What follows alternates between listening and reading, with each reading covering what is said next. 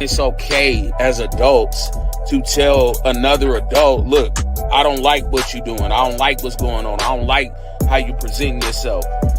And tell them exactly what's bothering you.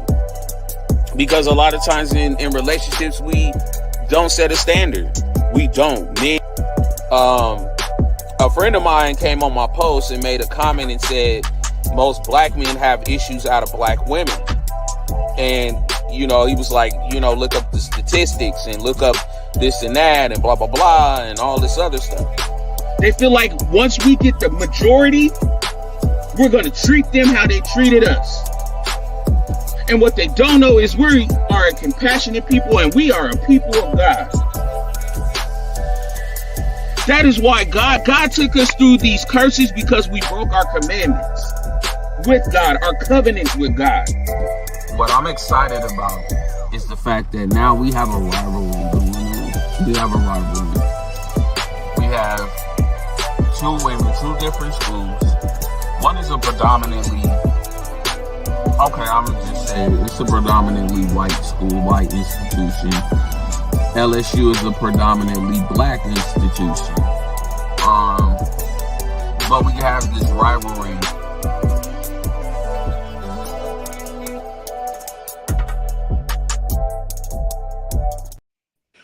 What's good, y'all? Fat Boy Chronicles back at it again. What's going on, y'all? Hey. Everybody doing cool? Got my ladies here with me. I'm holding it down for the fellas today. I'm holding it down. How y'all ladies doing? I'm good. How you doing? I'm all right. I'm here, breathing. You know how that go. Yeah. Absolutely. Yeah. So I'm gonna just jump right into it because boy, I've been itching. Hey Dalton, we can see you. Hey Dalton. So I'm gonna tell you. I'm gonna talk about these kids. I don't know who raising these kids. Who raising them? These kids out of control. That's what we're talking about today. Why are the kids so out of control? And why are the parents so soft? Because there are a lot of soft parents out here. So we're going to talk about it. So here's my thing. Like y'all, I grew up in the 80s. I was a teenager in the 90s. Mm-hmm. I was raised by a 6'6" woman by the name of Marion Long. That was my granny. She been gone since 2013. That woman didn't play no games, cut no corners. She from the south side of Chicago, born in the 40s. Didn't cut no corners. There was no disrespect allowed. There was no talking back. There was no fussing and fighting. When you go to school, you respect the adults at the school. You do what you're supposed to do. You do what you need to do. Did I get whoopings? Of course. Did I get spankings? Of course. Did I get punishments? Of course. But what I see out of these kids is that these kids have no respect for authority. And when they don't have no respect for authority, they're not going to have any respect for the parent. What I'm seeing parents do is be their kid's friend. Mm-hmm. And that's anything from smoking with them to buying them expensive whatever, game systems, all that. I knew when I was growing up, you had to earn that stuff. Mm-hmm. It wasn't just given to you. You had to come in with some grades, do some chores around the house, you got an allowance, stuff like that. These kids get everything handed to them. Not to mention the fact, I heard a comedian. He said, the problem with kids today is they're privy to grown people talk. You ladies know, when we were coming up, we were not allowed to sit around grown people conversation. Mm-mm. I don't know if y'all were like that, but with my grandmother, my mom, whenever I was sitting there looking at them talking, it was get out my mouth, go and find you some business. Yep. So these kids is different because literally they can go in the search engine and type in whatever porn site and watch whatever they want. Yeah. Now we got AI, that's a whole nother topic I'm gonna get into on another show. But ladies, I want to hear from you. especially Tamika, because I know you're a parent. How do you ladies feel about that? Because, like I said, I got my own opinion, but how y'all feel about that? Am I gonna go first as the resident parent? It's up to y'all, whichever one. It don't even matter. Okay, so B is a fur mama. Yes. I am a parent. I've got 5 children. My situation, how I was raised, was I was raised in 3 separate homes, 3 separate houses. Okay. So my grandparents, my parents were young when they had me, but they did get married, right? So they were but my grandparents, my maternal grandparents, took a huge role in being able in raising me, right? So much so that I was pretty much like their child. I was like on their health insurance. Yep. I went to the schools that they wanted me to go to. So I had a really good and upstanding education. And my grandparents were pillars of the community. People in Oakland still know Mr. Grant. You know, B knows my grandfather. He was the yard person at our school. Yep. So a lot of the youth came up knowing who my grandfather was. That being said, I had 2 different sets of upbringing because when I was in my parents' house, what happened there was different. And then when my parents split and they went their separate ways and they lived apart, dad's house was different from mom's house was different from grandma's house. So the first thing that I noticed that is totally different is there is no village. Nope. A lot of the parents, so if you are a child of the 80s, we were the children of the first crackheads. Facts. Let's just sit that out there. So that's a fact. Our parentage was decimated by the crack era.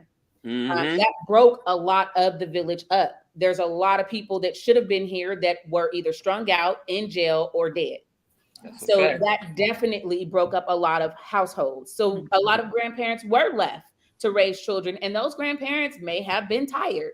So there was a lot left on the table that happened in the 80s and the 90s with the crack era and us losing our family structure. From there, we have crack babies that are having babies. And those crack babies that are having babies have their own vices and their own trauma too. So they didn't come up with the structure that was instilled in us. Maybe they didn't have grandma. Maybe grandma and grandpa was Rolling Stones or they was gone or whatever the case may be. So now we're like 2 to 3 generations removed from a solid family structure, or where your neighbor, you know, could say, hey, Tamika, you're not supposed to be doing that, and whack you on your behind and send you on your way. I was one of them. Now, so I grew up in that era. Miss Motley was on the porch all the damn time, and you'd be like, "Oh, Miss Motley, take your ass in the house."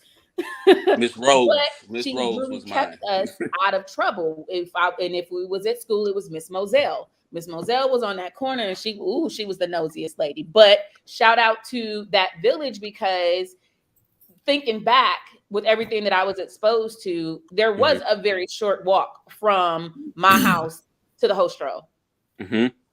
And then there's a lot of predatory things that are going on nowadays. You remove the absence of parenthood, the structure as we saw it to exist when we were young, but maybe not all of us had that. You remove that structure and then you put in manipulation, and there is a generation that's lost. Traditional schools. If you're not educating your child at home, your school system does not raise your child to be a free thinker. They raise them literally to be followers. So from the inception of school, they're training them, you know what I mean, to be drones. They're followers. The peer pressure is onset from day one. You know what I mean? How to fit in, how to get other people to like you, how to be a part of the crowd. People want to be popular. So the assimilation that comes with being a child is very prevalent now. And the things that we glorify just as a generation of people it's not beneficial for kids. You don't see a lot of let's go to school and let's get an education. We don't see, we see a lot of money making, but nobody really talks about how to be able to do it. They took ROP out of school. When I was going to school, we had ROP. So you could learn a trade while you were in school and it didn't cost you anything. Right. Nope. So you got a generation of children that are coming up with no backbone structure, minimal coping skills, no support system, either has been affected by addiction or are addicted themselves. There's no therapy, there's no resources, there's no jobs. So Oh, ROP. So ROP is regional occupational therapy, right? So what we were in school, like back in the 50s and 60s, they used to call it like wood shop and home ec and all of that stuff where they would teach you things for you to be able to do. So when I was going to school, they taught us how to type. They taught us how to use computers. You had auto mechanics. You could go and be a dental assistant. I particularly signed up for the finance department. So I went down to the city of San Leandro and they gave me a job. And I've been in the finance industry since I was 14 years old. I did landscaping. You did landscaping. They had janitorial programs. So they would literally prepare you to come out of high school and have a job, because realistically back then, we knew everybody wasn't cut out for college. That's a fact. But everybody had to go their way to be able to make a living. I want to say when we graduated, don't quote me, but I left California. I left San Leandro High in 1998. I'm not sure. I want to say maybe the last time that they had ROP was like in 2004. It's not an elective anymore. It's not something that you could take. But most seniors, when they're coming out, it's a phlebotomy class. It's something to be able to teach you how to make some money. So without me skills and everything that I turn on is telling me that I have to be able to attain this money. I have to be able to have this lifestyle. School has taught me that I have to assimilate. And if there's no guidance and there's no structure at home, that's why these kids so fucking bad. Ain't nobody teaching them nothing. And then if you do have people that want to butt in, you got these parents that be like, don't talk to my child. Don't tell them shit. Talk, they don't know how to take direction and they don't have coping skills themselves. So they damn sure don't want you to say anything to their children. And then you also have the rare subset of people that are just complicit in whatever it is that they're capable of getting. So they don't want to do better. You know what I mean? Sometimes striving for more, and it's psychological, but sometimes striving for more is exhausting. As a whole, I just think that therapy and coping skills are highly, highly underrated. And we're disadvantaged when it comes to that demographic. People need coping skills. And if you don't have them and you don't set your children up with them, then we're running a losing race. To piggyback off what you said, Tamika, real quick before B go, we also had a generation where the kids already know. My kids is the future, motherfucker. But there's also a generation in there too that we forget about, and that's the Molly Percocet generation. I was popping Molly's. I was doing Thiz, the Thiz pills, all that. That's a whole generation right in there that was doing that right off of the crack and the whatever era. Those are the crackhead babies that came up and decided that they was going to jump on that wave too. And it's even gotten worse because it's like every generation, it's like they graduated. You know what I mean? They used to do cocaine, and then cocaine turned to crack, and then crack turned to heroin, and then heroin turned to ice, and now they taking fentanyl and dropping dead. Like, come the fuck on, y'all. Heroin been around for ages. Heroin been around for ages. I think what happened was the government knew that the black family was strong, and when we were in war, and when we came home, we had that opioid stuff over there in Vietnam. So when we came home in the 60s and the 70s, we had bad habits that we didn't have the right, like you said, therapy and the right way to cope in dealing with it. So what wound up happening was families started to be broken. You started spending more time in the bar and less time at home. And if the father's not around to be the disciplinary, to be the head of the family, then it's all on the mom, and then the mom raises the family, and then when you get older, especially as boys, you kind of not lose respect, but you respect your father more than you respect your mom on a disciplinary part. It depends on how you phrase. Some grandmas are tough. Hold on, Derek. Before you continue, let me get B in here real quick, and then I'm gonna let you finish. Yeah, go ahead, B. Okay, so I can only really speak for me and how I grew up. So I won't say everybody, right? So our parents were the baby boomers. Okay. Okay. A lot of us that are Generation X were raised by unhealed people. Yep. And from that, we are now an unhealed group of people. However, we have learned that, I have learned that therapy is very vital. I have learned that there are certain things that I was put through as a child that wasn't healthy. You know what I'm saying? However, like, and Tamika knows me through and through. When I say that I'm hood and I am hard and I will do what the hell I said I'm gonna do, I mean that. I mean that with all sincerity. So a lot of us in this group grow up angry. Yeah. So now we have angry, unhealed parents raising children in a way that they did not want to be raised, right? So a lot of parents in our age group are talking more to their kids, letting them get away with a little bit more, kind of guilty parenting.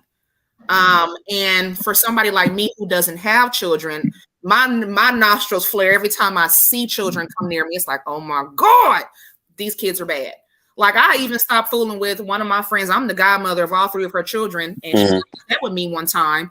Well, you just don't want to watch them. Well, first of all, I wasn't in the decision-making process to have them little motherfuckers. Now, was I? Okay? Secondly, you not finna guilt me into babysitting these bad bastards. I'm not have them tear up my damn house. No, you don't whoop them and you don't want me to whoop them, so they can't stay here. You know, because I can't discipline your child. So I tell people, if you want me to watch your kid, be okay with me disciplining them my way, which is not whooping. But I'm gonna ask you, what you just did, is it good? Is it a good decision? Right. I'll pop your kid. Don't say That's a fact. And see, and I try not to unless I'm pushed to that extreme. I was also raised by my baby boomer parent that, you know, get married, plan your children. Now I'm not knocking this on anybody, so y'all please don't crucify me. You know, my grandma told me, girl, there's a lot of oops babies around here. It's like, oh shit, oops, oh shit, I'm pregnant. You know what I'm saying? You know what? Hold on, I'm not done, Derek. Hold on, Derek. Honestly, for me, I made the conscious decision that when I became pregnant, I didn't follow through with it. I wasn't married, and I'm not into being a baby mama.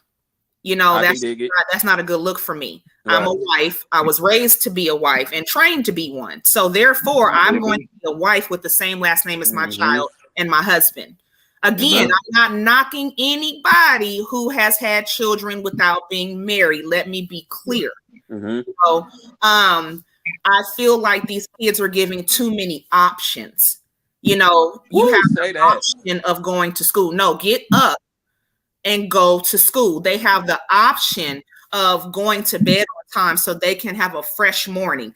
That's not an option. If you are not in that bed by 9 o'clock, guess what? I'm turning off the doggone Wi-Fi box. Ain't none of us gonna be happy in here. Big facts. You know, don't come home with C's. That's me and Tamika were talking about this the other day. It's very mediocre parenting. If you're saying, oh, well, you tried, if you got a C, no, you didn't try. If you tried, you would have got a B. Facts. You know what I'm saying? And so, and then we also have kids teaching our kids. Our teachers are getting younger and younger and younger. You know, and so I think there's a lot of confusion there with the kids don't know, like, who am I supposed to respect or listen to at this point? And again, it's me not having any kids, but I'm on the outside watching other people parent their children. You know, I came from a family where I was not validated at all. At all. You know what I'm saying? I had old school Southern grandparents that was like, oh, you're going through an ugly phase. Here's the thing. You can't say stuff like that to a kid and it not affect them in the long run. Right. You know what I'm saying? Like Tamika did, like she said, she went into finance. Well, I wasn't allowed to do that because I was very controlled. So, and if anything, you would think that I would go to the military, right? So I ended up going into a marketing class. I was taught the gift of gab. So I know how to code switch easily. Right. You know what I'm saying? I can go anywhere, be me, and get what I need. You know, because I was taught by Miss McMillan and Decca how to run that mouth to get those.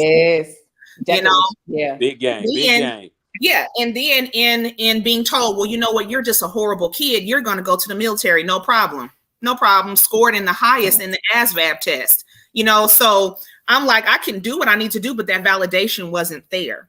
Right. So, you know, again, our age group did grow up somewhat raising ourselves and raising our siblings. You know, because either you had a single mother and she had to work a couple of jobs, she had to work late.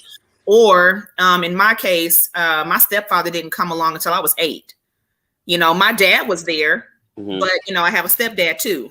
Still was never validated. So again, if we didn't learn certain things from our parents prior, then, you know, of course, the parenting skills are a little off. in my opinion. Mm-hmm. You know, so and also this is my last point. The grandparents are younger too. Like, you know, you got people like, I'm a grandparent and you 50, like for real? What? How about 35? 35 is doing too damn much. There's a lot of 35-year-old grandparents out here. My grandparents was 50. But look, my granny was 40. I'm pretty sure your grandfather, your dad, and your mom said every time you have sex with me, you got to get pregnant.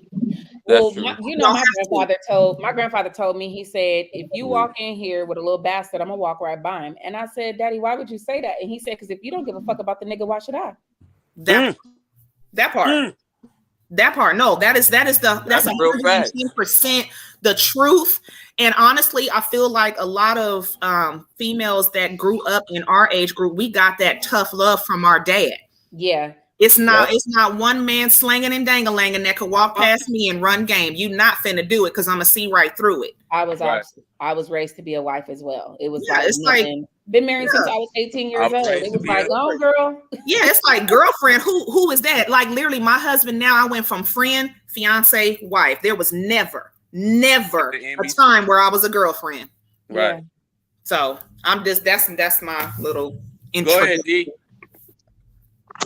No, I was just saying, you know, it got to be a unified front for both parents. If you have both parents, and when your parents are of youth, you know, they're only going to go by what they experienced or what they're, you know, what they feel is right. And if all they know is TikTok and, you know, hustling or whatever negative thing they bring into their life, then that's what they're going to bring upon their kids. You know, when I was growing up, my father and my mom wanted more for me.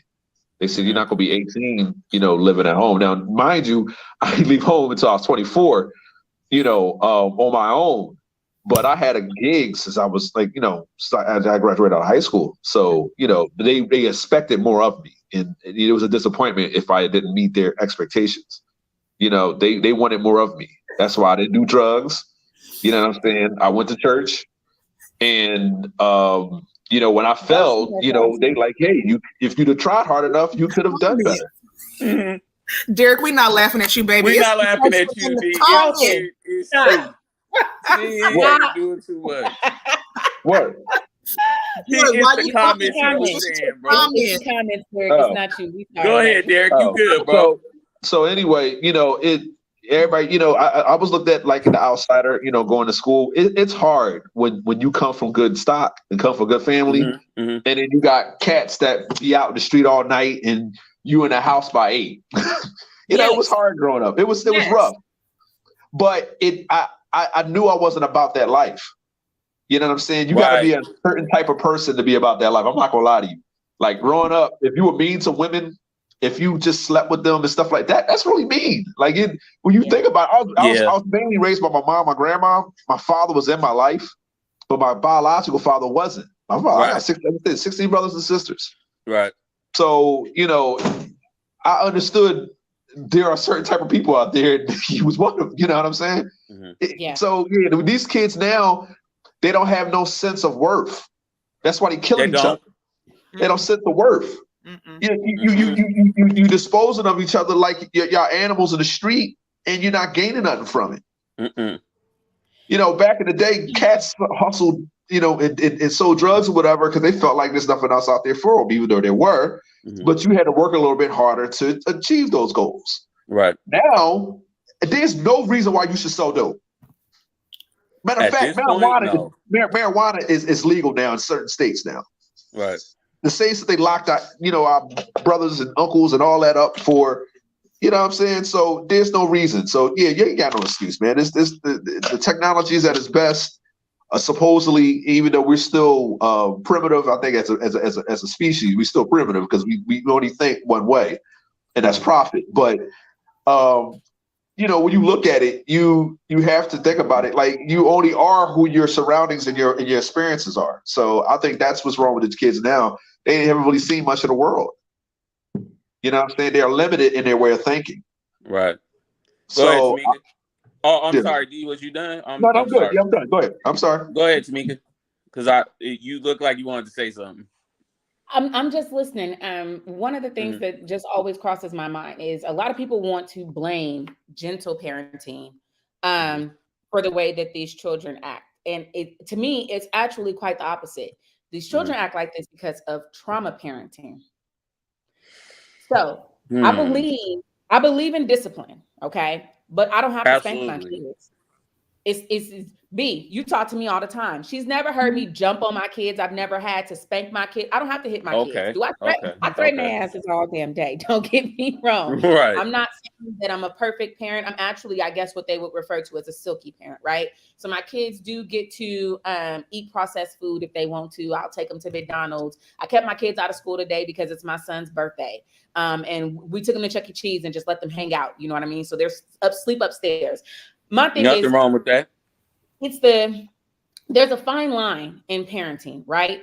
Because the way that I was raised, like I said, I came from two different households. I got the rigid parenting with my grandparents, but I got trauma parented in my mom's house. She used to yell, cuss, scream, jump on me. You know what I mean? So it was literal abuse. So you think about people talking to children for decades. And keep in mind, PTSD and trauma is entrained in our DNA. Yes. So, and you think that if you don't establish the coping skills on how to change, the way that you were parenting will reveal itself in how you parent, no matter what you try, if you're not healed from it. So if you come up from someone screaming at you, hollering at you, we come from the era where I have plenty of people that know, parents used to call them all kind of bitches and hoes and get your ass out of here, kick them out. We teenagers. We teenagers. They got to come and sleep on my floor, or you know what I mean, hang out at my couch. My house was the kick it house, but my mom still used to whoop my ass, get mad, and just jump on me for no reason. You know what I mean? So coming from that type of era, if I had not healed, then I would be doing the same thing to my children, and they would be doing the same thing to their children. So how many centuries is you supposed to get jumped on? Right. Before you just really take and adopt. Don't nobody care about me. I don't care about nobody else either. So when we lost that village and then we transitioned to a form of parenting that is not parenting, where we're literally treating our children like slaves. Right. Calling them from across the room to come in here and get this, forcing our children to raise our children that we had that they didn't have no part in. All of that takes a role in the society of the children that we're dealing with now.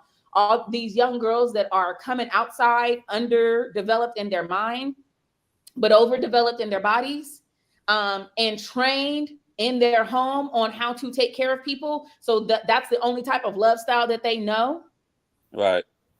All of that plays a role in why these children are the way that they are. If these young women were raised with respect and knew their worth, and if these young men were raised with respect and knew their value, then, and notice how that's two different words. It's a woman's worth, but it's a man's value.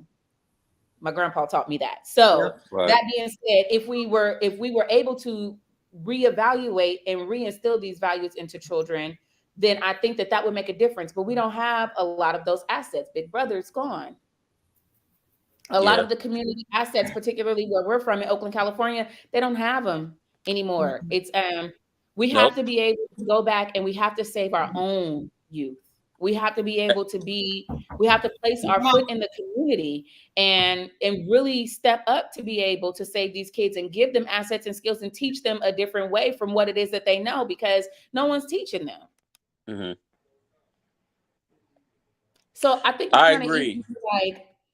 I agree. I know part of why. I'm sorry, I didn't mean to cut you off. My bad. Oh, no worries.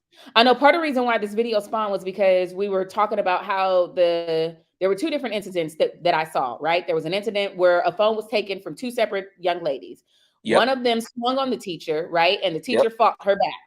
And then there was another situation where the teacher did not fight the young girl back. She just restrained her and she still broke her leg.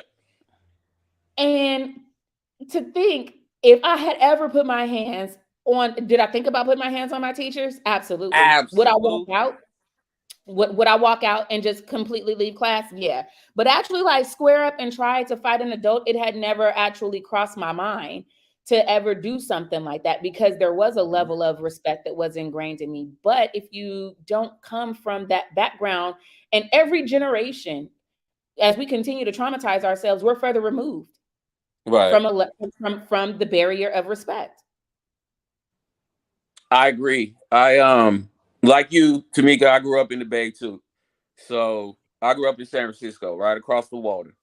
So, now this is the height of the 80s. This is, you already know, it was LGBTQ. It was height of the AIDS, HIV, everything. Crack epidemic was crazy. Sixth and Market was the zone back then. So, and I grew up just like you. My mom, love her to death, but my mom put a lot of trauma on me that I did not realize until I was grown. So, and I didn't know I had PTSD either.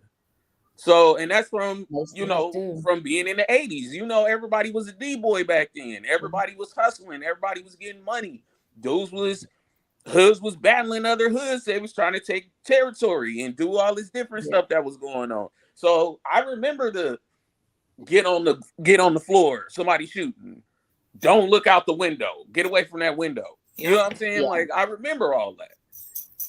These kids don't have that. You're absolutely right. They don't have none of that. They don't have the parent. To me, the parent,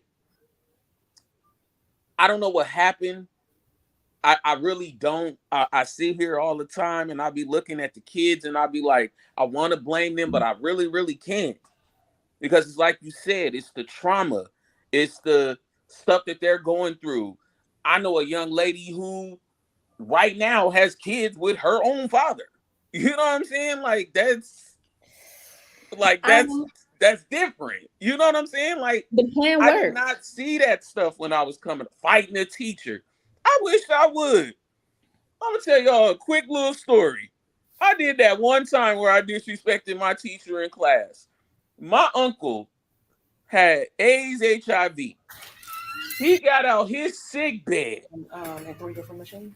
He used to wear cowboy, them thick cowboy leather belts. Yes, the Baba Kazoos is what we call Man, that man came up there.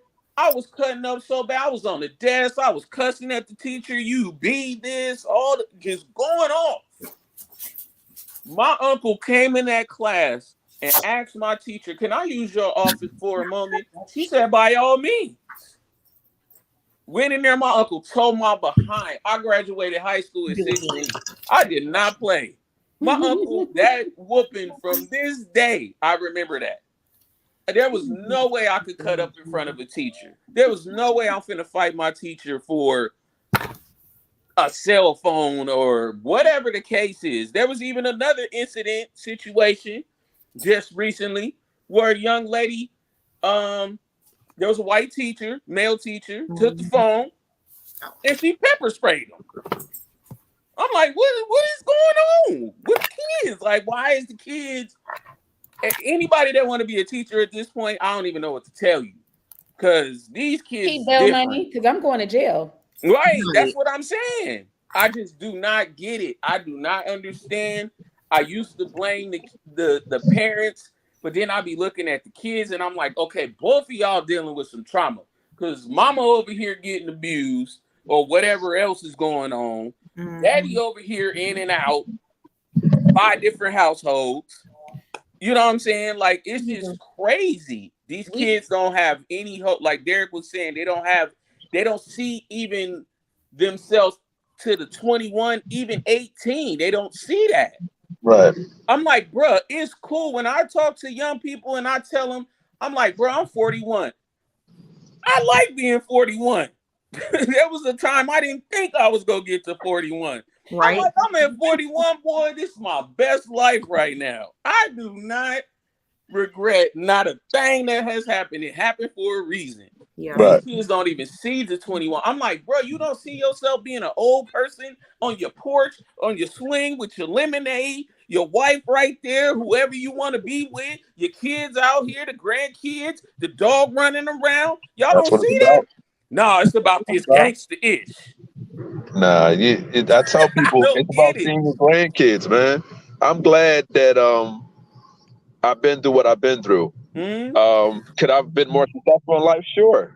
Absolutely. But I think that when it comes down to it, God has blessed me well enough. He blessed my family well enough. Yeah. And, I have a lot of regrets, but that's only because I had standards. Right. And that's what these kids have to get back, standards.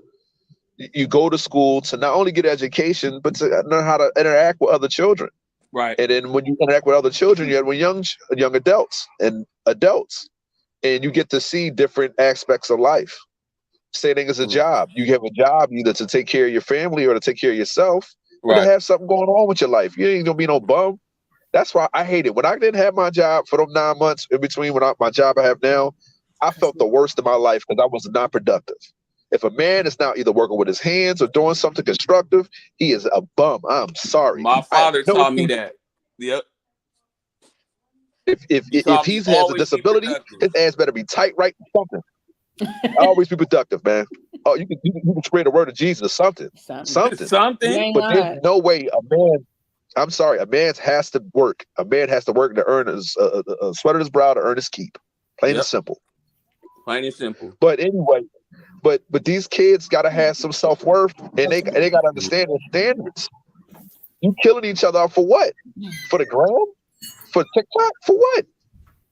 When you gaining, you're not gaining nothing monetary. You just being disruptive. It's systemic. I'm sorry, Tamika. Yeah, go ahead, Tamika. It's systemic though. So let's not sit here and act like all of this wasn't something that was planned. Like this was not absolutely the goal all along. So it's not like there was just a natural degradation of the plan of the Black family or how these children were supposed to go. This has been indoctrinated, and it's proven, and it's written, and it's been in play since the 50s. You know what I mean? So we're just actually watching it come to fruition. What has to happen, we actually really need to talk about goals and solutions for us to be able to figure out what's going to happen with these children. I firmly believe in homeschooling. It's because the self-worth that your children have, how they're going to communicate in the world, and the understanding of themselves comes from everything that they watch from you at home from the moment that they open up their eyes. Even as babies, they're consistently absorbing your mannerisms, your tone of voice, your approach to life. So if you are looking, I mean, not to say that personality can definitely be shaped, but temperament can, right? You can have a really angry ass motherfucking child, but that doesn't mean that they have to be loud all the time. Right. You need to learn to yell because that's how we talk. They learn to scream and how to get what gets a reaction out of you based on how you operate yourself. So it's just, I don't want to make it seem, I don't want to make it seem like it's a hopeless plight or it's a hopeless cause, but it's all has been an unraveling. And then to touch on what you said, Lindsay, like back in the day, everybody used to be outside and we used to have to do a lot of things in order for us to be able to survive and make money. And even let's take Black people off the table. Crime is crime everywhere. And everywhere crime is organized is set forth with us because, again, that was systemic. Back in the day, when people used to operate, there were ways and rules, and there was a code that you had to be able to follow. And Lizzie, you know what I'm talking about. You couldn't just go out in the street and move any way that you wanted to do and do anything that you wanted to do. There was a systematic way for everything to be done. The D-boys would make you leave, like, get out my face, dog. Go to school. You got to go, or you got to go. Unless hold on, D. Until we as Black people reintegrate systems into our lives. I agree. And consistency into our lives on one accord. Then we are going to continue to have this issue. And I also want to say that Black people are monolithic. So don't think that just because we Black, we supposed to be grouped together. Exactly. Right. Because we're not. Right. We're not. You have different subsections of Black people. We just need to find whatever our collective village is and build on that. And once we can establish that mindset, instead of always trying to argue and fight and bicker with people and force people into our ideologies of what it is. I'm a silky mama. I'm not going to be over here trying to talk to these other mamas and tell them, oh, it's okay for me. I'm not going to argue with you about feeding my kids McDonald's. Bitch, mind your business and going on over there. These kids are fine. You know what I mean? If we stop trying to intersect ourselves consistently just for the sake, because everybody that's brown ain't down. And they're not. Skin folk ain't kinfolk. Nope, that's it. If I can just pick that off of Tamika, the problem is too the arguing in front of the kids. Oh, you know, women. Okay, so relationships now that these kids see, you have women that are super independent, talk to their men any kind of way. So guess what? Your daughter is going to grow up doing the same exact thing she saw you doing. Sons teach or watching their fathers disrespect the mother, cheating on the mother, and treating her as though she's not valuable because you guys created a life and she gave birth to that life. They're going to grow up treating women that way. You know, and then that term, oh, if he treats his mama right, he gonna treat you right. That is the biggest fucking lie. Biggest crock ever. Biggest lie ever. It ain't I was with one that did his mama beautifully, treated me like I was just something. Yeah. So, you know, with that being said, I believe that it needs to roll back to women, be feminine. You've been in your masculine for so long. Now you want to act feminine. Right. You know what I'm saying? You should have been doing that shit. Show your daughter how to be that way. Right. You know, again, the self-worth kind of no, because Tamika, I watch how you did with Malone. So I got a good point. No, I do. I got a good point. I know her. I know. I'm saying this. Malone watches you be feminine. You're very much feminine. Okay. Yeah. She watches you run multiple businesses. She watches you delegate. And I listen to the girl's conversation and her dictation. That girl is going to be a mirror image of her mother, feminine, running a bunch of businesses, because that is what she sees her mother doing. She sees her mother delegating in the household and with her businesses. But that's what she sees. You know what I'm saying? And then when she leaves out of the house and looks at other women, she sees the variety of what she possibly don't want to be. Right. I agree on that level. I do agree. But every woman doesn't have the comfortability to be able to be in a feminine space. Even though they don't, but there has to be a point. Even if you are a single mother and you got to hustle and do these things for your children, if you have a boy in the house or a girl in the house, at some point, they have to be taught. They have to be taught. They have to be explained past what they're seeing. I think it comes down. I'm sorry. I think it comes down, like you said, that goes down to what we were talking about last week about gender roles. And you know, I've always said that you know, fathers should raise their sons, but they also should teach a daughter how a man. Yes, that was me. God, ladies, comments there. I'm sorry. The Russian mafia. That was me. So go ahead, dear. What I'm saying, the OGs didn't allow you to get in the same stuff because they knew you weren't about that. I wasn't about that. So the OGs like, yo, Derek, get out of here. You ain't about this. And I'm gonna tell your mama you're around here too. Why you not in school? Why you not in school? Right. Now I cut when I got a little bit older. Right. But I went to school. Now I cut up in school, but I had a father that folded me up when he found out what happened. Man, the worst thing you could tell me is my dad knew. Shoot. Like, I respected my mama to a certain point, but my father, you out your mind. That dude's a nightmare. He all he does is clean guns in front of me. You out your mind? People are like, that's not trauma. That's just him letting them know. I wish you would. I wish you would. I'll tear you up. My grandpa was the same way. He'll chop me in my throat and look at my mom. I look at my mom. My mom like, what you want me to do? Right. Right. What you want me to do? Right. I'm like, Mom, you ain't gonna help me? Nope. This maniac is crazy. But he loved me though. He came from a place of love. Yep. And I always respected him for that. I said, Dad, there was really nothing you could tell me where that fire hydrant. Right. Yeah, you really could tell me that, you know, that you did wrong. You did what you thought was right for me, and he raised me right. And I still say that to this day. Thank you. Have a good evening. You too now. You too. Saying what you were saying, Derek, the best thing my mom and my grandmother did for me as a young man was send me to my father when I turned 18. Oh boy, that's nightmare time. Bro, he's gonna light you up. I went to my father's house. I was laying around, not doing nothing. My father came downstairs. He had a basement. Came downstairs, threw a newspaper at me and was like, I want you to find a job today. Don't think I didn't find one that day. Right. So my father, the best thing they could have done was send me to my father. I watched my father get up every day. Now he owns his own business. He, you know, he got mills and all that. He cool now. But I watched my father every day get up, go to his accounting job. I've even went to his job, watched him work, do his thing. Right. That's what's instilled in me, was to get up, and not saying that my grandmother and my mother didn't put that in me, like, you're not finna lay around and be lazy, but it's different when it comes from a man. Right. You know what I'm saying? And now I recognize that at 41, right. Me and my father still have our little riffs and tips and things like that, but I respect him more because I've even told him recently, like, Pop, thank you. Right. Because I went to my dad's a couple times, even in my early 20s. I went right over there with my dad. You know how powerful, so much about being a man. You know how powerful, that's what these young men don't see. They don't see men like that anymore. Right. They don't see a man they see a man get out the bed, smoke a blunt, get on Madden. Right. Mm-hmm. That's you know how powerful. You know how powerful.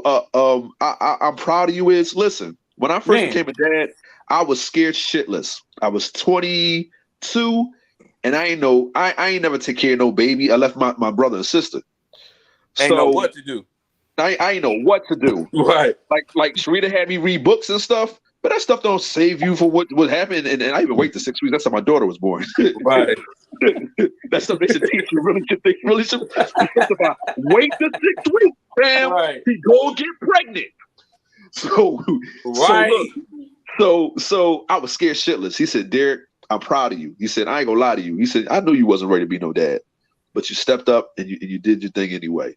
Man, you know how the Grinch heart grew 2 inches bigger? Yeah. Fucking heart. This validation, I need attention. I feel like came up on my back. What the hell is this? I feel great. Yeah. and I still feel that to this day. Being a dad is hard, yo. I made a lot of mistakes as a pop, but I'm glad I made it as a pop. My kids can say a lot about me. Oh, Dad did this. It was one time my son said, you never taught us to ride a bike, but I taught you how to play football. You know what I'm saying? But I had to think about it. Did I teach him how to ride a bike? No, I didn't. It was times I was on Madden, and I should have been teaching him how to ride a bike. Mm-hmm. You know what I'm saying? And he was. I couldn't argue with him. He was right. You know, we can't just tell our kids. Kids has a say so too, but it's respectful how they say it. And if you teach those types of things to your children, they'll be respectable. You don't cuss in front of adults. These kids don't. They don't give a. They don't care. Yeah. They don't care. These kids, you cannot let them talk respectly. Man, I got that mama death stare. I stare a kid down and they'll shut up and go the other fucking way. Yeah. I think it also, I mean, I can just imagine what I would have been like if I didn't have my dad around. And I had several very, very strong male figures. I had my grandfather, I had my dad, and I had my bonus father. I don't say stepfather. I had my bonus father. Right. Those were 3 very strong male roles. And they came with uncles right behind them. My mom had brothers, my dad had brothers, my stepfather, my bonus father, he had, we were huge. I come from a very big family.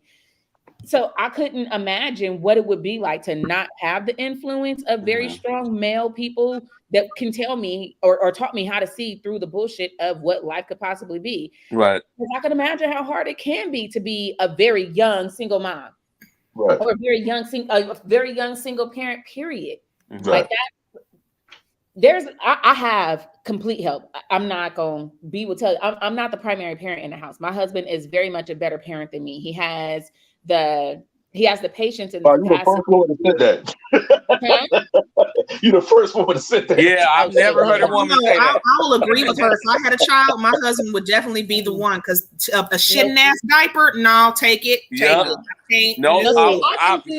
can do the diapers and I can do all of that, but I'm not a play person. My brain doesn't work like that. I'm neurodivergent. I don't want to get down on the floor and I don't want to play with you. I don't have the type of patience for that.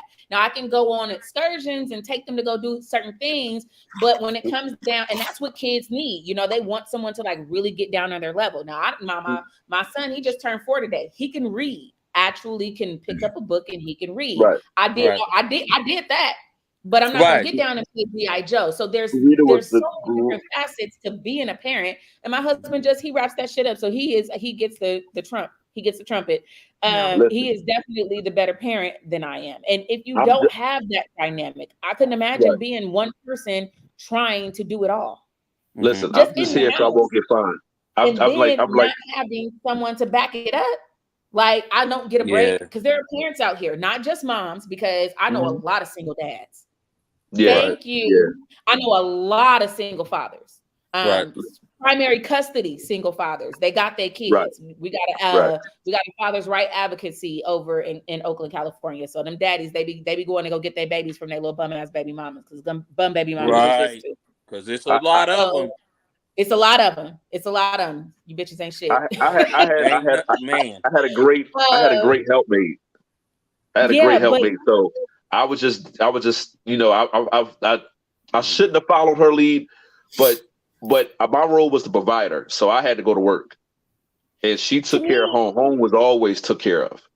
And that's the balance of it all. It's being able to release some of that mental load, because imagine if you were a single father and you had to do all of that yourself. You had to provide and you had to raise the child by yourself. So that's a demographic of parent I would have took them kids to my grandparents or took them kids to my aunts and uncles, and we'd have ate over there. What happens when grandma don't exist? What happened when grandma's a basehead? Listen, I have 6 siblings, aunts and uncles, and plus my mom. So somebody would have had a house where they'd have let me in.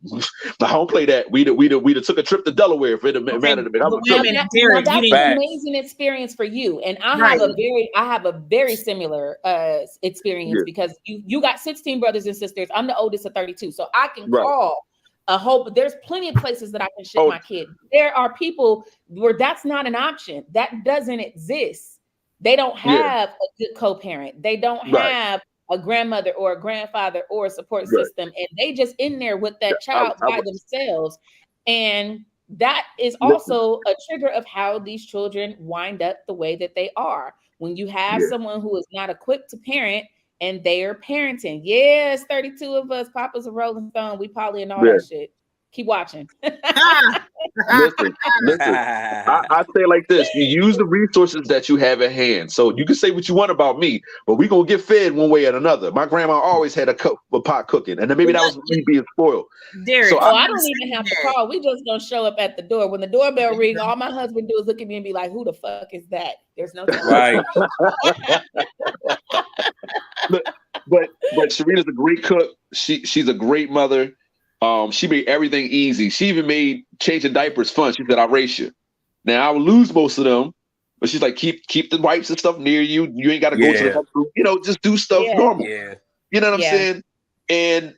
And we were in efficiency, all 5 of us. So trust me, I was. It was tough. Was tough, bro. But once I stepped up and start really getting out there and working and being the provider, things were a little bit easier. And then especially when she got a job, you know, a 2-income household is better than one. It's just leaves financial stress off the man. So, but I'll come from an old school where most of the financial responsibility was to the man. Mm-hmm. So for real, my grandparents were looking at me like, well, if you had a better job or if you stepped up more, she wouldn't have to. She would just stay home. That's how they coming at it. 2 incomes better than one. One high income is better than 2. Yep. Yeah. I tell you. Yeah. I tell you. Yeah, these I love especially teenagers particular stage or whatever, right? Oh boy. I'm gonna tell you. Real quick, how much more time we got? Because I got one more point I want to make. Oh, we got a little time. Cool. Keep going. But I like the young people of this generation. One of the things I like about them is they don't take no for an answer. Yes. These kids do not take no for an answer.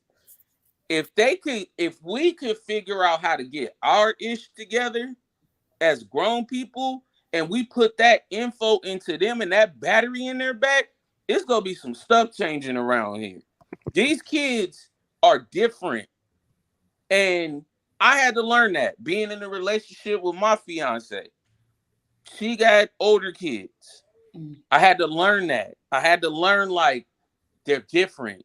Just because they're kids or they're your kid or whatever the case is, they have their own personalities. They have their own things that they do and go through and all this different stuff. Like it is a different time with kids. And they deal with so much more than we had to deal with. Like the internet, y'all know how the internet was back in the day, B.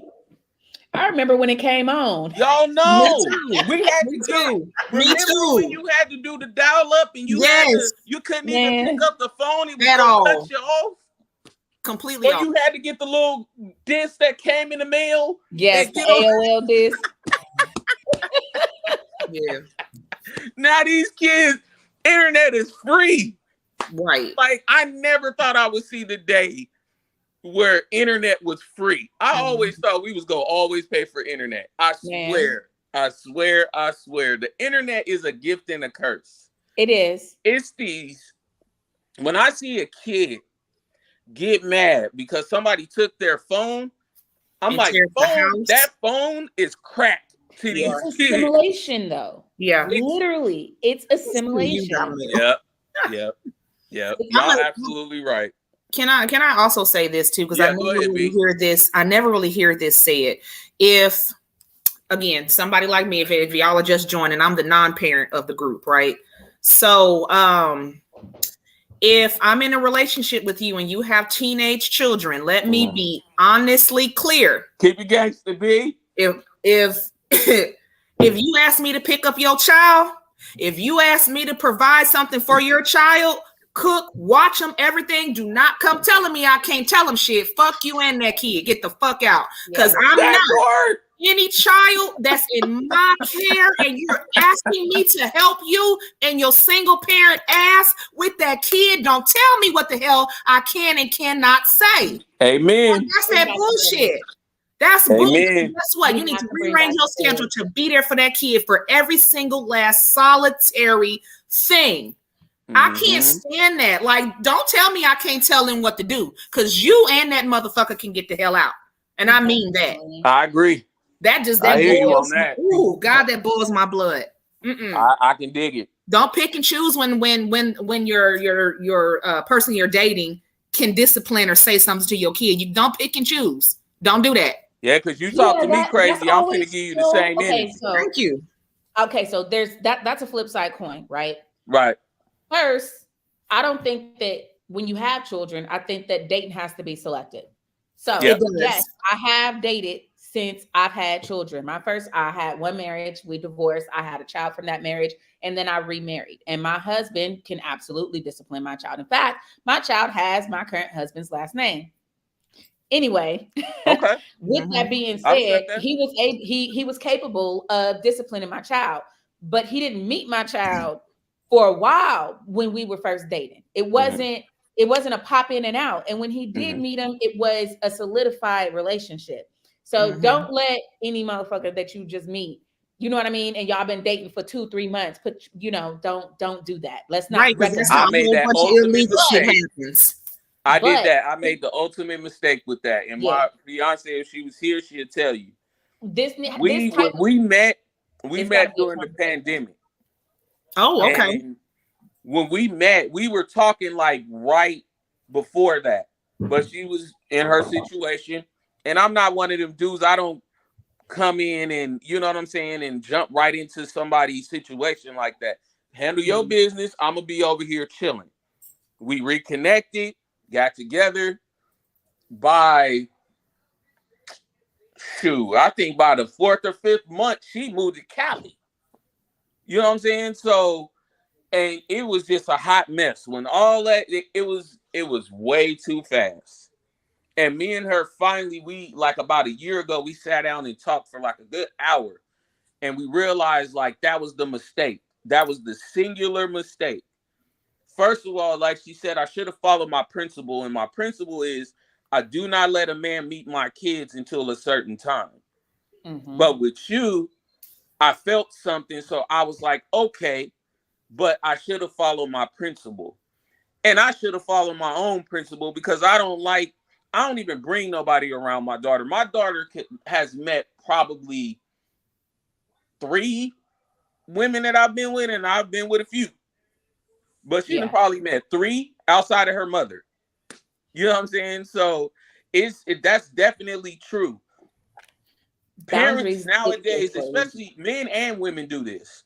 Yes. They bring their kids around these people, and then you don't know what kind of sickness these people got. Thank you. Don't know shit about them. You don't know. Yeah. It's a lot of pedos out here.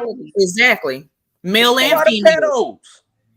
Yeah. Women, men be bringing their kids around these pedos because we don't even. That's a whole nother show too. We don't talk about female pedos at all. Thank you. Oh Thank my you. God. Thank We you. don't. There's plenty of more young men common. that their dad brought them around the stepmama, and the stepmama was in there freaking on the kid.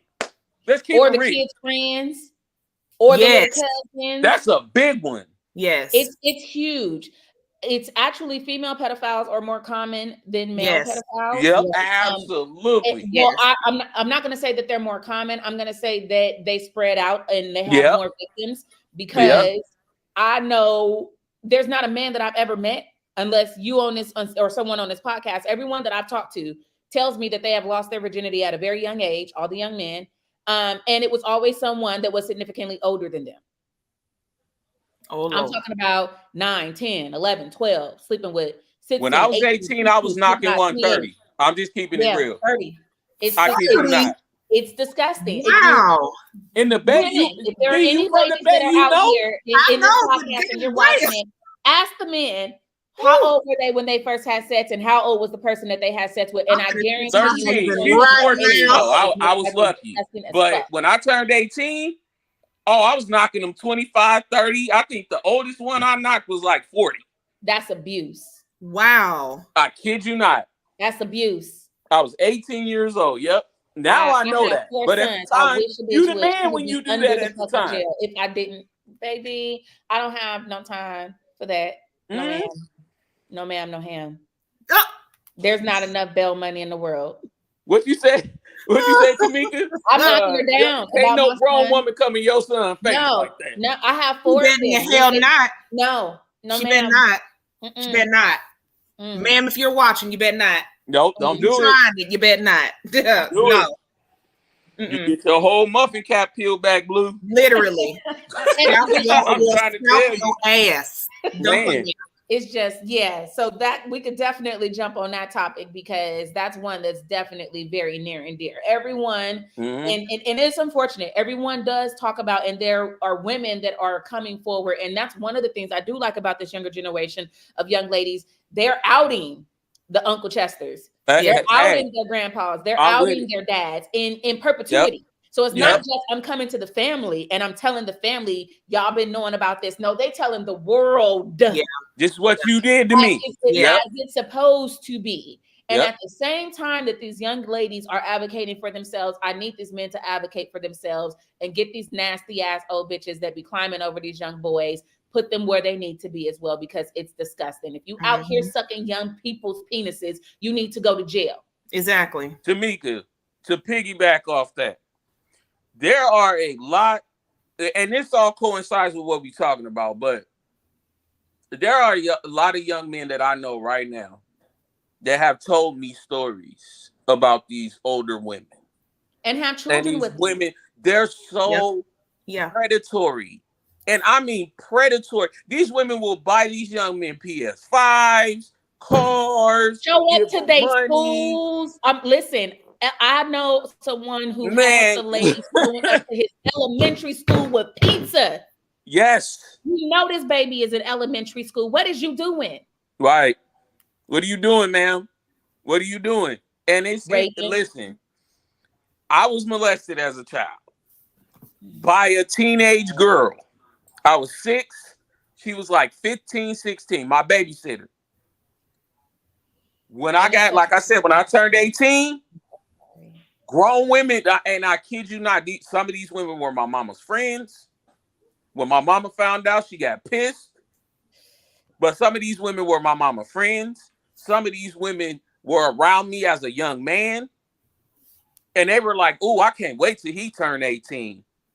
Ooh, I can't wait till he gets grown. I'm gonna be the first one to get him." Hold on, man. What are you doing?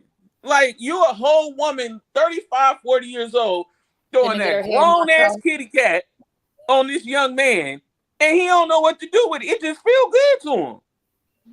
But you over here, you messing up his whole mind. We can go to Jada Pinkett. when she did that with August Alsina.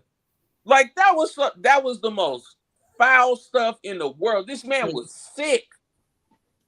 And you thought the cure was to give him your old kitty cat? Right. Like this man was mentally sick. It's crazy. That's what these kids deal with. And I had to realize that. I had to realize like these kids deal with so much. Sex trafficking is at an all-time high. Yeah. And it's not just young ladies. It is young men getting sex trafficked every day. Yeah. Mm-hmm. So these kids, that's something we didn't have to really worry about back then. Because our parents was like, when that street light come on or this particular time, be your behind in this house. And if you're not in this house, you already know what time it is. Yeah. So now it's not like that. Parents just be like, they be at work. They work night shifts. These kids be outside. They be hanging on the corner. I'm like Derek was. I never was one of them dudes. When I would see the dudes hanging at the corner store, shooting dice, doing whatever they was doing, I was like, that's not me. That's not me. You didn't see the purpose of it because you were raised better. Exactly. If they're not raised better, they don't know no better. Nope. Like there are fitness centers in my neighborhood now. I grew up in North Philly. Okay. So if anybody know about basketball, Hank Gathers and them grew up, and Dawn Stelly and them grew up in my same neighborhood. I do that. All of them in the same neighborhood. So, there were outlets, but you had to be about doing something. I don't care what it is. And you know what I'm saying? What was the movie? I was just thinking about it. Boys in the Hood, where the pop took, Cuban Gooden, and he took him and he taught him stuff like that's how my dad taught me. Yep. You know what I mean? And you sometimes the women's now, this generation of women have to relinquish the responsibility to the dad. Like, yo, school him, let him know. Because trust me, you never got checked by your mom before you got checked by your dad first. Nope. Or if your mom wanted you to get checked real good, your daddy gonna get you when you get home and you straighten up. That's a fact. I pulled out one all the time. Man. Like your daddy on his way home, you better get it together. My mom would call my dad in a heartbeat. My dad wasn't around.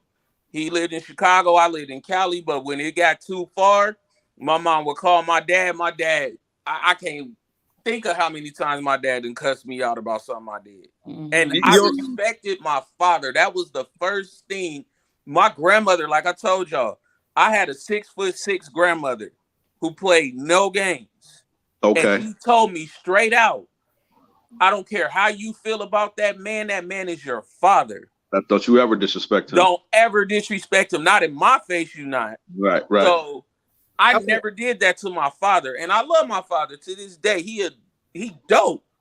Right. But these kids, it's like you said, these kids don't have the structure. They don't have the sense of responsibility. They don't have the sense of worth. They don't even have the sense of just getting up and going to work every day or even wanting to work. A lot of them don't even want to work or go to school. But they have so many different outlets now to make money. They don't really have to go to school anymore. No, they don't. But my thing is, can I say something? Go ahead, B. I've been holding my hand up. I've been patient. I'm sorry, B. I'm sorry. Okay. So my dynamic was the opposite. My father, no, he wasn't called unless it was just a really bad situation. Right. And then she'd be like, come get her. Yep. But then the other time my mama wanted to run everything. So with my bonus dad, he was like, I'm gonna have to tell your mama when she get home. My mother was the disciplinary. So with me growing up, and Tamika again knows this, I was the tallest kid in the class. So at 9 years old, I'm 5'10" at 9. So my mother was hitting me like a grown woman. Yeah. Boxing me up. But I'm a smacker. I'm not mad at that. I was mad at it as a child, but I had to reprogram my mind that it works for me. So ain't nobody living can put their hands on me and survive that shit. That's a fact. So, mine was the opposite of that. So yeah, I can appreciate listening to the three of you guys' story because there was very strong male disciplinary men in your lives. Whereas my dad, I could talk to him about anything. Yeah. It did not matter. My dad wasn't trying to be my friend, but my dad is 6'7". I'm sorry. scared the shit out of me when he grabbed the belt one time. When I tell you, I sat all the way down like there was, he never had to pull the belt out again. He just held it. And I'm like, okay, but with my mama, I constantly got ass whoopings, constantly. Oh, yeah. You know, because I mean, you threatening me is nothing. I'm still gonna get this butt whooping, you know. So I mean, he disciplined me, but he did it in a way where I still want you to be able to come to me and tell me when something's wrong. Don't hide it from me. Right. Because if you can't handle it, I have to handle it. Right. You know? And I can remember too, like Lindsay was saying, you know, you look grown, but you know, you got grown ass people trying to talk to you at 8 years old. I'm dressed in shorts and a tank top. I knew in my gut when I walked past these men at this table, it was going to be a problem. They didn't know that I was a child. And so I can remember walking past and I could just hear the cat calls. When I tell you that made my self-esteem drop to the ground. That's embarrassing. So growing up, again, Tamika knows I dressed like a boy. I had a boy's haircut, very tomboyish. Nobody knew I had body until prom. Right. They were like, I didn't even know that was under there. Yeah, well, I've had things go on that I don't want to show my body. You know what I'm saying? Like I don't do that. I'm just now at 42, okay with being hugged. Me too. Let's like You know, my goodness. If I don't invite you in, don't. And it's, you know, I got touched by a grandparent, but I was one of those kids where I was like, yeah, I'm not going near you anymore. You know what I'm saying? There was a one hitter quitter with me, and I didn't see anything until after, you know, he had passed on or whatever. But it was only one time, you know, and it didn't alter who I was, you know. So honestly, I think that a lot of parents don't dress your kids grown. I mean, like say that again, not dressing your child like a grown up, dress them like a child. Right. You know, that's kind of actually hard with girls, and I'm gonna tell you why. Because the industry purposefully makes girls' clothing so much smaller than what I know. I know. So, like, my 8-year-old daughter can fit my 4-year-old son's shorts because they're the same. So if my husband goes to fold clothes, he'll mistake Malone shorts for JoJo's, and he'll like just fold them up, and I'm like, no, babe, these got the little lace piece on them. That like, so I have to buy clothes and then either take them in. I had to go and get a sewing machine, and it's a real thing that they really sell little girl clothes. They do.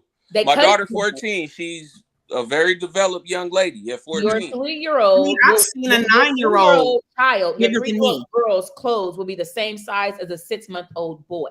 They use the same cut pattern. Wow. It's kind of disgusting. I mean, it is. And it's just like when you look at some of these kids, like I teach a jiu-jitsu class at an elementary school here. And one girl walked past me. I had to ask the teacher, I said, is she supposed to be here? And she was like, yeah. So then, and you know, you ain't supposed to use the R word, so I'm not going to use it so y'all don't drag me on Facebook, but y'all know what I mean. I'm like, she all right? She's like, she fine. She's like, but she's 9. I said, she looked like she's in her 30s. And she's like, no, I kid you not. I mean, the girl bigger than me, taller than me, but she's a big baby. So she comes running to me to give me a hug. I'm like, ma'am, slow down. Hold on. You know, I mean, you a big girl. So like, right. You got to relax. She has autism? Does she have autism? No. She a big girl. She a big yep. There you go. There right there. You posted it just now. That's exactly what these young ladies are wearing now. That is grown woman. First of all, that is some grown women wear in the bedroom. She must not have a father, because ain't no way in the world you allowed your daughter. No way my daughter walking rides that a lot of times. Even if she had a dad, 9 times out of 10, she's still wearing that. So that ain't even the case right there. If you don't pay for it, she can't wear it. No, that's not the case all the time, Derek. A lot of times if the mama takes them shopping. So my son lives at home. He's 18. He hasn't graduated school. He's gonna be one of them children like you was. He ain't got to leave until he's 25. He doesn't have to leave, you know, because that's not the way I don't kick my kids out at 18. He's not grown. His frontal lobe ain't done developing. He got a lot of life to live. You know what I mean? My mama and them didn't do that to me. A lot. All my kids have a lot of growing up to do. I was not grown at 18. They threatened me when I was younger. They said you ain't gonna be over 18 when you leave this house. When you gotta leave this house. But they understood, and thank God, because I wouldn't believe them when I was little. I just posted a reel of my sons earlier today with my oldest son holding my 2 baby sons. He's still a big kid. Now I've seen that. You see that? Yeah. Does he look like the 18-year-old that needs to be outside? Not at all. Not at all. He not ready. Smartest kid in the world, but no, my baby's not grown and y'all can't have him. Right. And the thing is, they have to be developed. Like there's women, like I have a homegirl right now. I don't care if she see this. I have a homegirl right now. She was dating a dude 10 years younger than her. And I'm like, that's why you having all these fucking problems. Yeah. And I know I heard her feelings. I ain't heard from her. And again, I don't give a damn, ma'am. All I'm saying is, like, you dated someone 10 years motherfucking younger than you. What you expect? He not gonna act how you want him to. You're acting more like a mother than a love partner. You are his mother, sweetheart. Thank you. So it's like, basically, what you get from somebody that fucking young? Don't sugar mama. That's really what it's gonna be. That's really what it is. You know, it's like, oh hell no. I was like, girl, you should have started with that. That's what you should have started when you told his story. Like, come on, you know, his brain is not developed. And I don't care if he's a doctor where he's from, he's still a child. Right. Back to that prom dress, that's ridiculous. My that age is 42. That prom dress is ridiculous. 32? Yes. That's crazy. She said, "That's out of pocket." I'm 41, and I won't date. I would never date anybody under the age of 38. No, like I know, and I still besides, I like no. You just don't want them problems. I don't, and I love my Thundercat, honey. My husband is handsome, but he's older than me. You know what I'm saying? He's not. Now, I had one that was 10 years older than me. So, ladies, don't do that because you're gonna be taking care of his ass. Grow old with him. You know, not grow old because of him. You know what I'm saying? So, you know, I love the fact that, you know, we in the same age bracket, you know, it works. It definitely works. But I'd be damned. Somebody younger than me, hell, not even a year younger. I'm not doing it. I'm not. The youngest I will go is maybe 35. I wouldn't even. That's the youngest. As a man, that might be okay. Yeah, that's fine for me. I would never date a 35. 30? You can't even look in my direction, baby girl. I'm sorry. You're a beautiful young lady and all, but I'm a grown ass man. Like I'm not ages, but yeah, just no. And I get real young dudes talking to me, and I'm like, "You do know I'm older than you, right?" Right. Like, see it, and they'll be like, "Well, no, you can't be over like." Well, the youngest I've been clocked in is at 28. I said, that's real sweet, but I'm 42. Right. And then I've even had, you know, my guy walk behind me. They were like, that's your man? Yeah. And trust me, he is a center mass shot. I suggest you leave me alone. Right. Leave you alone. You know what I'm saying? Like, that's not the one right there. Okay. So it's crazy. It's sick. And it's just, I look at people like they have lost their damn minds. Like, what's wrong? Like, what is wrong with you? Yeah, I just seen that. I've seen that all throughout my life. And don't get me wrong. Like, my mom was out there. Tamika, y'all know, in the Bay, in the 80s, everybody was hustling. Yeah. My mom did the same thing. I ain't gonna tell too much of her business, but she was doing her thug thizzle. But the men that my mom was around, because my mom gravitates more towards men than women. She just relates to men more better. Yeah. Okay. I had a lot of men. A lot of men were around my mom that she called her play brothers, things like that. But I was around these men, and don't get me wrong. Some of them gave me a lot of really bad information, but I knew how to decipher the good and the bad. Yeah. So the ones that gave me that info, one thing they did not do, I could not hang around them dudes. They was like, nope, go to school, go do what you're supposed to do, go handle your business, go get a job, dude. Don't do nothing we doing right now. Right. This is a penitentiary sentence or 6 feet. And that's the plain and simple. That part. That's the village. Sometimes that's exactly what the village incorporates. Just letting you know, like, look, check this out. This ain't for you. Now, whether you're capable of being able to heed it is a totally different thing. I got one more point, and I know that this is going to be controversial. Some people probably going to go ahead. All right. So I'm going to bring it back to topic, and we're going to talk about people with badass kids.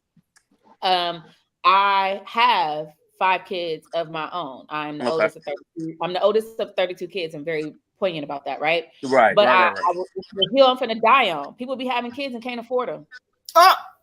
People have kids. Say that one more time for the people in the back. Right. Kids are expensive. Just because you can put some clothes on them, and you know what I mean? Because you could put some clothes on them and you could buy some diapers. That's all you have to do, and you don't invest into your child. There's no development. There's no enrichment. There's no teaching behind it. You let the motherfucker sit on the couch and watch a phone all day. The only way they know ABCs is because they watch some weird ass videos with the sounds in them. So, right. You know what I mean? Children, I mean, just like, okay, so if you go, like the best way I could put it, like for an analogy, right? When you go and you get your business, you have to invest in your business, right? You get your business, you build into it. You call your business your baby. You invest your money, and you invest shit into your kid. Your kid be having gifts, and you be telling them to sit down and shut up. That part.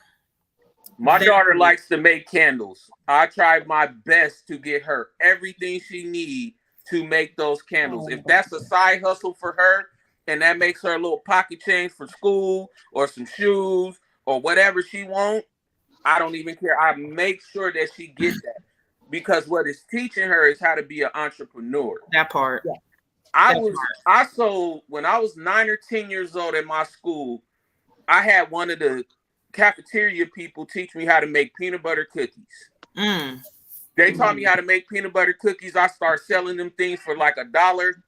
I would have all kind of money in my pocket. They ain't know what to do with it, but I knew how to sell them cookies. Yeah. So little things like that, these kids don't have that drive in them. Like they don't. Some of them. I'm not gonna say all of them. It's Some not of the them fact that they don't have the drive. It's stunted. It's literally stunted in them. Right. You're not given the opportunity to expand their minds. They're loud. They want to sing, and you're telling them to be quiet or trying to lay them down or pushing them off. You don't want to watch their art. You don't want to let them draw.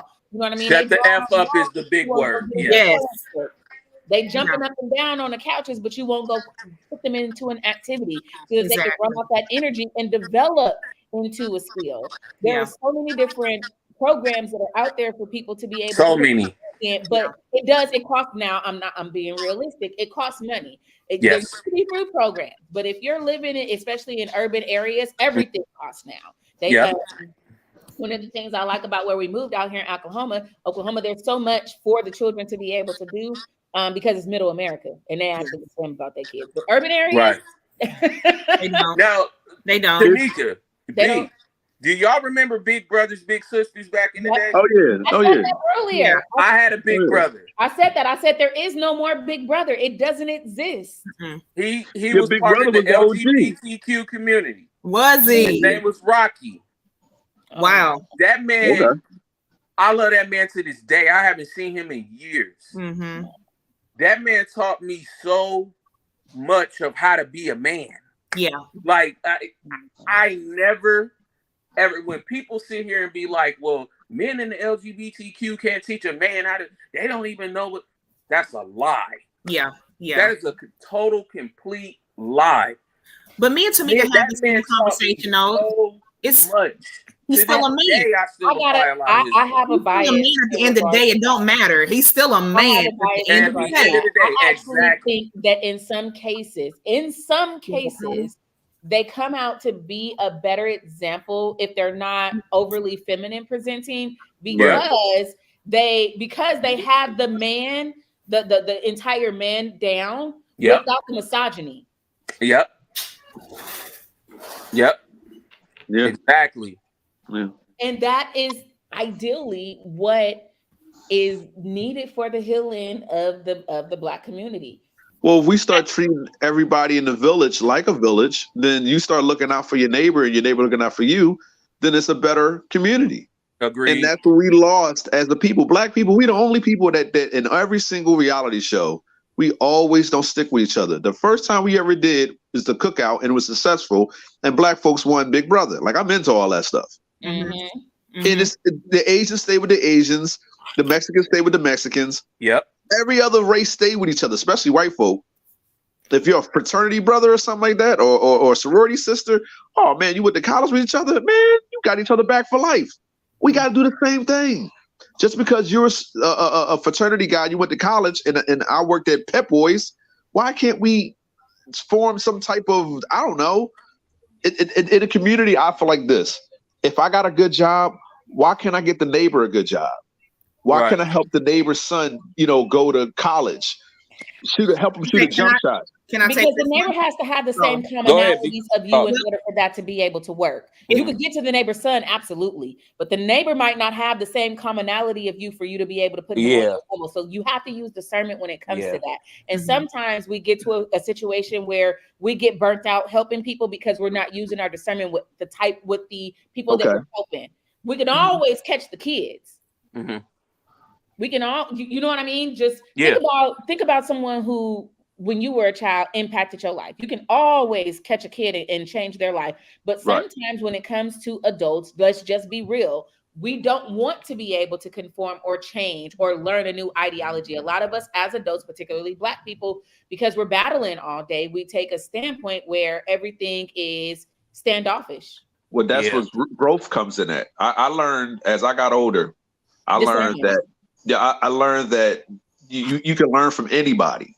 Everything is a learning process. Everything experience you go through, everything that you failed at is a learning process. So a white person could teach me how to do something. An Asian person could teach me how to do something. You just have to be open to something new. And that's what I liked about working, not in my own neighborhood or working outside of the city, because I got to see new and different things. You know what I'm saying? So I went from cleaning floors to cleaning inside of a operation room. Right. You know what I'm saying? The operating room. And we had to clean up little bits of blood and stuff like that. I love doing new things. Right. So should I have done something more constructive? Maybe. But those were the experiences I did. And hopefully, my kids have experiences to help them along the way. But you got to start from somewhere. And you have to build in your kids that work ethic that at least you can have some type of independence. And that's what it comes down to. We help our kids so they can be independent and they can root on their lives or whatever they want to do. But you're speaking from the perspective of a healed person. Right. So the first thing is we would have to go after healing the trauma that people are experiencing. Right. Because think about the life travel that you had to go on to come to this perspective. Because by your own admission, we didn't wake up like this. Right. So that's really the journey. Is we have to, you can catch the kids, but we would have to heal the parents. And that is a long, that's a long journey, baby. But my thing is, what's the difference between us? So, what's the most, let me ask you this, really, and then, of course, I would love for you to be able to talk. What's the most damaged person that you know that you can go and talk to? Because that's what it really comes down to, talking to the most damaged person that you know and trying to help them to heal. That would be the first journey of trying to help the community and help these kids. My mom, she was a great woman. She's educated. She has a bachelor's, I think, in math or science or something like that. And we were a low income family. My mom was educated. My father, he has his master's, I think, in I can't remember what it was. But he got his education, his master's later. He graduated from college or whatever. And my mom and my dad, my godfather and my mom, they went to the same college. They went to Maryland Eastern Shore. So ironically, Sharita went there too. So what I'm saying is, they when it came to life, my dad had his issues or whatever the case may be, and he faced racism. He wanted to be a lawyer. And what happened was, I think it was a Jewish guy at the law firm. He was interviewing him, and he said, "What do you care about? What do you think about the gang situation, like in the 70s, I think?" And he said, "It's not a gang situation. It's something else." He was trying to say, like, you got to be responsible for your own actions. And the guy was biased against him, and he wound up not getting a job. So he wound up becoming a teacher. My mom, she went for teaching. She took the test, but something happened where she didn't. She became a stud. So both of my parents were teachers. So my mom, she carried a lot of baggage when we was little. And there's some things that happened to her where my mom had to put up that wall. And she is one of them damaged people out there. And she holds a lot of bitterness in. And I want to, get her the help she wants, but she has to put that wall down and be able to be open to help. And like you said, if there's damaged one more minute, Derek. I want to get everybody. Okay, yeah, but I'm just saying to sum it up. The damaged people, like you said, they have to be open to get help. Black folks not raised that. We're not raised that way. We're used to bottle things up and just endure and push on through. Go ahead, B. Just real quick, Last word. to say that women, please stop using your children as bargaining chips too. I agree with this generation. I think that comes into play a lot with why kids are the way that they are. But back on the topic, like, stop using your kid as a bargaining chip. For things that's not fair to these men. It's not fair. And anybody that learns me and gets to know me, that knows me well, I will run these raggedy women to the ground. Yep. They act towards these men. It's just kind of one of those things. So, try to educate your kids. Try to teach them to be good human beings. Literally, just be a good person. That's all. That's really what your job is. Raise them to be a good person, and then pray every day that when they leave your house, that they're a good example of what you try to teach them. Right. All right, I'm gonna cut it right at Tamika. Go ahead. You got the last word. Oh, last words. Oh, okay. Yep. I want to encourage people the same way that I just said with Derek, is to go and find your counterpart, but the most damaged person. I particularly want to encourage men to seek out damaged men and women to seek out damaged women, and just kind of try to bring them around to understand that we all have to be able to work together in order for us to be able to be successful collectively, whether it's in business, in life, in relationships, and definitely in parenthood, because the generations that are coming behind us are so strong-minded. And if we can instill in them some of the missing pieces that didn't translate from our parents to our grandparents, or wherever the missing link is, that's how we're going to be able to impact the future. I agree. All right, y'all, Fat Boy Chronicles, you know where I be. Thank y'all for tuning in. Thank y'all for being on the panel today. I do appreciate it. Ladies, always a good time. Derek, my guy, thank you, bro. All right, y'all, Fat Boy Chronicles, get at me. You know where I be. Peace. All right.